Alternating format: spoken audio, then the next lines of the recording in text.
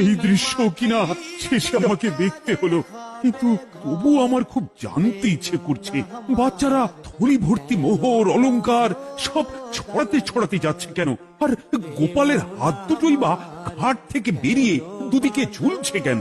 মহারাজ, আর একটা ব্যাপার কি আপনি লক্ষ্য করেছেন? কি বলো তো? গোপালের দেহ কারা কাঁধে করে নিয়ে যাচ্ছে? হ্যাঁ হ্যাঁ, ওই তো মন্ত্রী, সেনাপতি, জ্যোতিষী আর পণ্ডিত।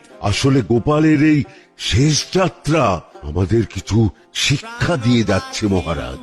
এই যে দেখুন, যারা গোপালকে সহ্য করতে পারত না, এখন এখন তাদেরই কাঁধে গোপাল যাচ্ছে।